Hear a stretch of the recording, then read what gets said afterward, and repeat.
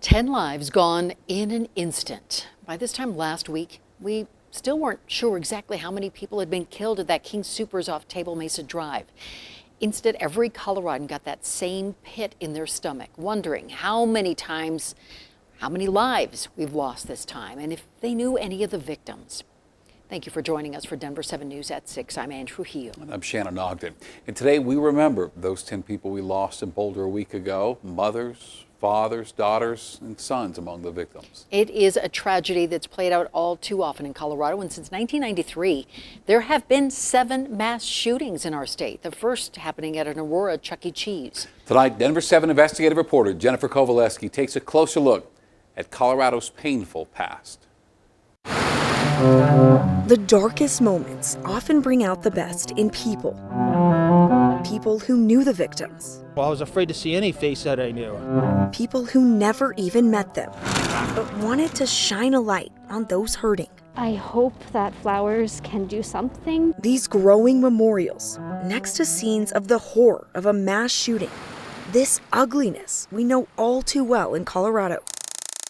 Going back to Columbine High School in 1999, where 13 lives were lost. Colorado is right near the top of these mass tragedies happening. Frank DEANGELIS was the principal at the time of the Columbine shooting. He says the shooting in Boulder took him right back to that day. Why do you think these keep happening in Colorado? It saddens me, and it's just trying to find the answers, and I think that's where everyone is right now after these events. What is causing this? And Columbine would just be the beginning of Colorado's painful history of mass shootings. A gunman opened fire in 2007 at the Youth with a Mission in Arvada, and hours later at the New Life Church in Colorado Springs.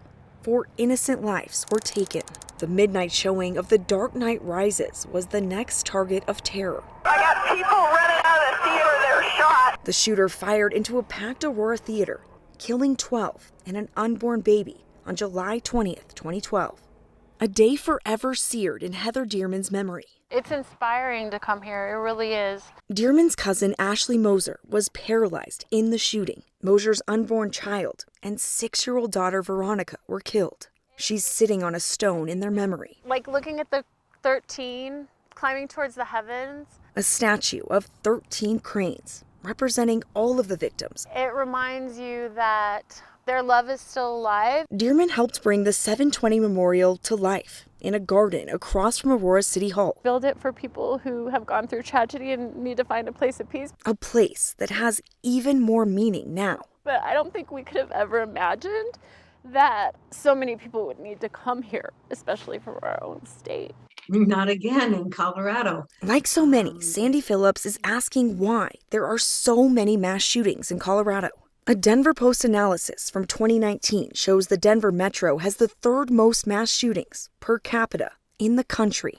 I think there is a gun culture that exists in Colorado that doesn't exist in some of the other states. Phillips' daughter Jessie was also killed in the Aurora Theater shooting. When she heard the news about Boulder, she made a devastating connection. Ironically, her teacher that taught journalism, her husband was killed in this shooting. She's talking about Kevin Mahoney, who lost his life at the Boulder King Soopers. Phillips says his wife taught her daughter journalism at Metro State. It's 1 degree of separation for all of us. They now join thousands of other people who are survivors of events of mass shootings, each with their own unique stories. It just is astonishing how many of those we know about.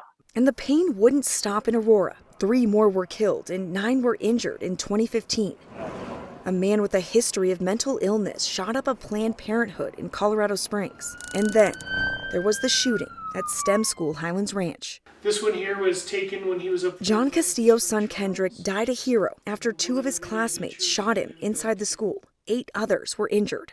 And now, more heartbreak, this time in Boulder. The 3rd deadliest mass shooting in Colorado with 10 lives lost. As the community tries to heal, no one wants to see any more memorials for victims of gun violence in Colorado.